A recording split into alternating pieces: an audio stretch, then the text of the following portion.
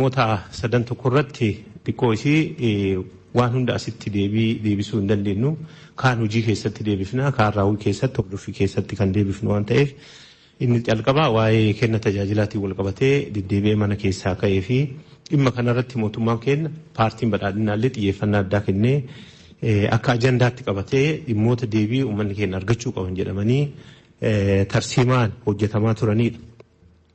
Kanaaf kenna tajaajilaa irratti tokko kenni tajaajilaa kenna si'ataa ta'uu qaba. Qaqqabamaa ta'uu qaba.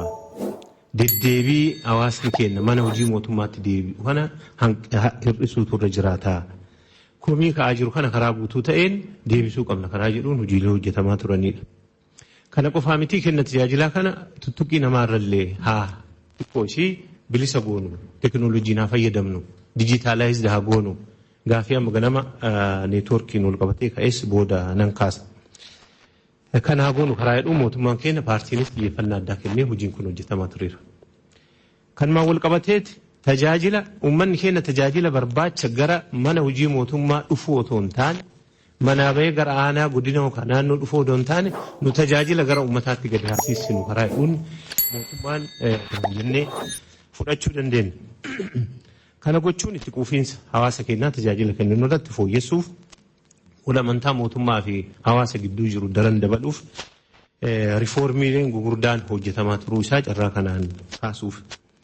Akkaatuma kanaan karaa lamaan rakkoo kenna tajaajilaa kana haa furru jenneeti irra hojjechaa turre. Inni jalqabaa ijaarsa caasaa gandaa fi gandaa gadiiti. Isa kanatti tokko hojii gadi buufneera. Lakkoofnee jira. Naannoo irraa baay'ee isaa gadi buufneerra godina irraa gadi buufneerra ifin aanaa irraa gadi buufnee gandatti gadi buufnee jira. Aanaa matamtii isaa hojii qindeessummaa fi ergama akkasii akka baatu gochaatti jira. Tajaajilli uummataa wal quunnamsiisu gandarratti akka kennamu godhameera.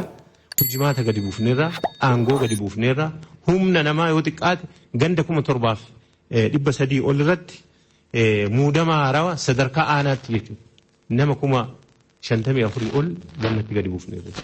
Namoota ciccimoo quuqama sabaa qaban kenna tajaajila kennuu danda'an dargaggoota ijoollee akkasii dargaggoota akkasiif fillee gadi buufnee jirra jechuudha. Kana qofaa miti hawaasni kennas waajjira ijaarsa gandaa fudhatee ijaaree tajaajilaaf gahaa godhee jira. Mootummaan naannoo loojistikii motorsaayikilii dabalatee kompiitara dabalatee waan waajjira keessatti ittiin hojjechuu danda'an guutuu irratti bajeeta guddaa ramannee hojii kana hojjechuuf yaalii goonee jirra. Gama kanaan dhugaa dubbachuuf fooyya'insi guddaan dhufee jira innee fudhachuu dandeenya. Inni lammataa immoo wiirtuu tajaajila tokkoffaa yookaan immoo sagantaa masoof jedhamu. Inisheetiivii muummee ministeeraa keenya kabajamoo Dr. Abiy Ahmediin bocamanii gadi bu'an akka Oromiyaatti hojiirra oolchuuf yaalii goonee jiru. Muuxannoo kana federaalli hojjetee jira. Biyya alaas deemnee fudhannee jira. Isa kana walitti mannee akka Oromiyaatti marsaa 3 hojii hojjechaa turre jira. Inni jalqabaa marsaa tokkoffaa magaalota 5 magaala Shaggar, magaala Adaamaa, Bushooftuu, Shaashamannee fi Jimma xumurree tajaajila banaa goonee jirra. As keessatti waa 4 hojjenneerra. Tokko humna namaa adda baafnee jirra. Lammaffaa iddoo hojii fooyyessinee jirra.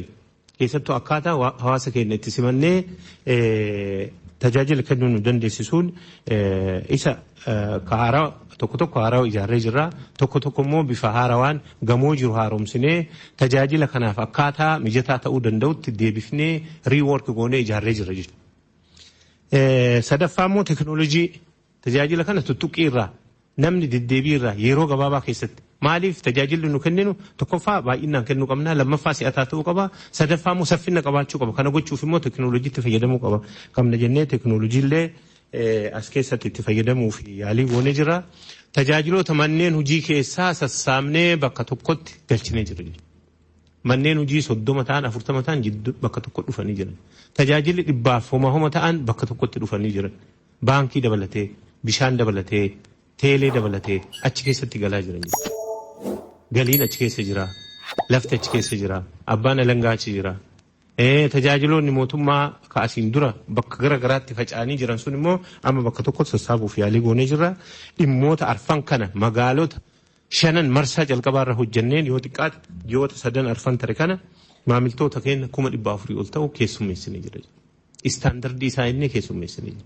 Itti quufiinsa hawaasa keenyaallee yeroo kamuu caalaa baay'ee dabalaa dhufee jira. Parsantii 98 keessattuu bakka itti tajaajila masoobii kana kennuu calqabnetti fooyya'insa guddaa kan arganne ta'uu isaa guyyaa abbaa dhimmaa karaa guutuu ta'een kabajamaa jiraachuu humna namaa keessattuu achi keessatti galu san haquuqama qabu leenjifnee adda baafnee qormaata kenninee ijoollee ciccimoo achi keessa galchuu fi yaalii goonee jirra.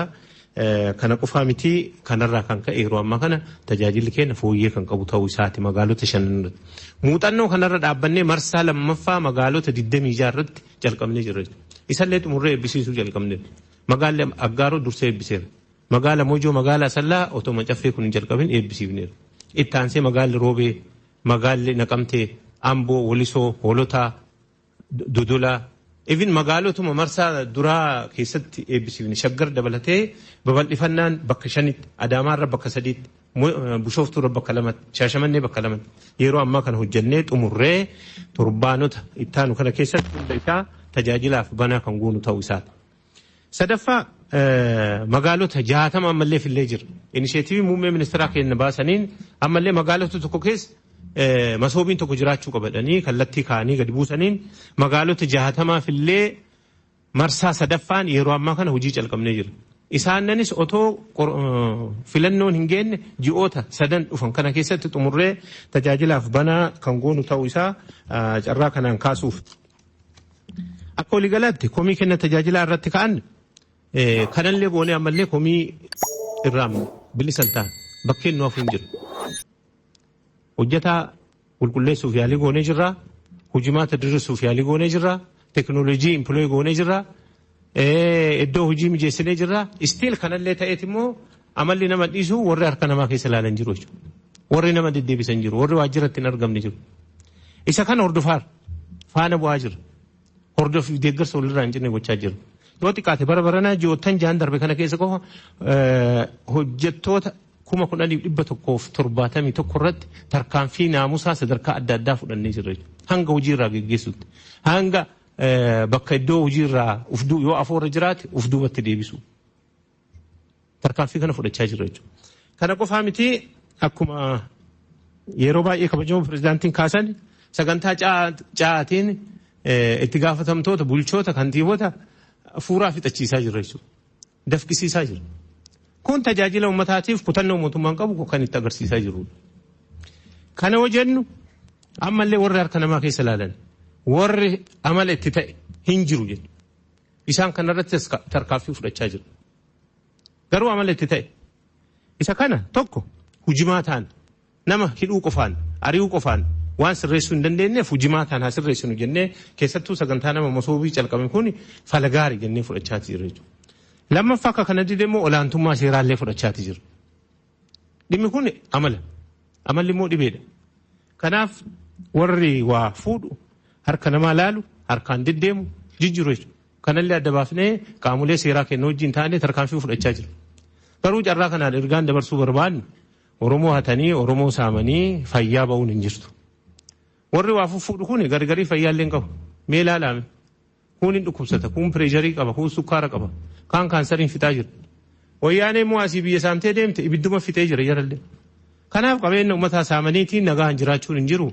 Qalbii qulqulluun uummataa tajaajiluu kan jedhu carraa kanaan ergaa dabarsuu barbaannaa. Kabajamtoonni miseensota caffeellee asirratti deeggarsaaf hordoffii keessan yoo nu cimsitan waliin taanee dhimma kana karaa guutuu ta'een sirreessuu dandeenya kan jedhu kaasuuf. Neetwoorkiin ol qabatee komiin kaaftan sirri. Amma neetwoorkiin jiruuf jireenya ta'ee jira. Tajaajila guyyaa guyyaan fayyadamnu keessatti dhimma murteessaa ta'ee jira. Faayidaa mattaaqaan gadi bu'ee jira. Isa galmaa'u neetwoorkiin nu barbaachisa. Qormaata irraa neetwoorkiin nu barbaachisa. Baankii birrii baasuun dabarsuun neetwoorkiin nu barbaachisa. Baay'ee diinagdee daneessa damee 5 keessaa tokko dijitaalaayiz gochuu keessaa hojiilee hojjetamaa jiru baay'ee guddaadha akka biyyaatti. Asiin dura waradaa neetootti ture. Asirraa kaanee amma VPN irra kenneera. Dhaloota jenereeshinii dhaloota 5ffaa irra kenneera. Babal'achaa jira. Arfaffaan bakka baay'ee jira. Sadillee bakka hin jiru jira. Rakkoon qulqullinaan jira. Kana warra federaalaa wajjin taanee yeroo gabaabaa keessatti dhimmoota kanneen kan sirreessinu ta'a. Kana karaa kanaa yoo nu hubatame gaarii ta'a.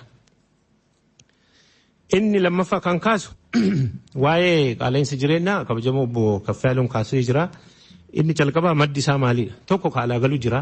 لما فهموا أسمع خنام توشين وما جرو جرج أسكيست قال قالوا كوني سبب إسابيت ومش باي بيالاتي قلنا تاهم بيالاتي قال بوبان بيالاتي قال قريش بيالاتي قال وهم باي بيالاتي قلنا وهم بيالاتي قالوا كنا قتي ساول دبلو بلا قد كيس لندن وجبا الدنيا تمرتي سانتي قالوا فل جرمالي بيجي ساعة مشنو إنه إثيوبيا تامرت إنيشيتيفي جل عموم منسترا كنا قبتني روما كنا أسرتي سوني باي إنه جتماجرات أو اللي بيجي ستي يا رب جل إن أرجعنا جنيانا بوبا اللي نجرب كمجرا فل جرو في يوم شو دندو لما فا كان بيجي سات كبيجي سا ومش هذا بلوين ومش هذا وجود جتماجر وقوتن شنن درب كنا وجيك علينس جرينا كنا فو يسوع فولت فوفينسا إنيشيتيفين غرا بوج أمي وجود جتمين لقاد بتشوف هاجن ويان ولد جيرام نقولدان فيجر جيرام أما برنا يوتكات ومش من آنيتين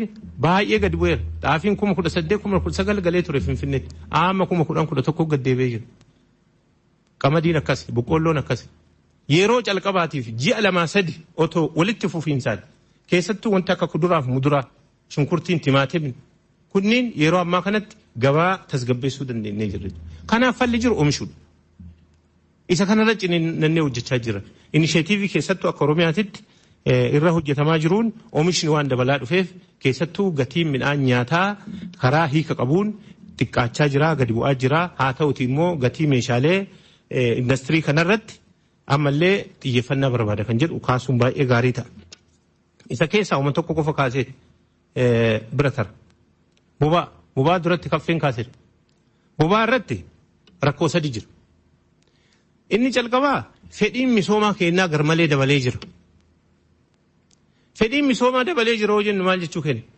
أما قلنا كينا مكانايز داغونو جنر أوروميا كيس سوتي كاتي أما بام بي كوما دبا قلتو جر أوروميا كيس guyyaatti leetiru makudhan kudhan dhugaa hojjenne paampiin tokkochi leetira miiliyoona tokko guyyaatti nu barbaachisa jechuudha.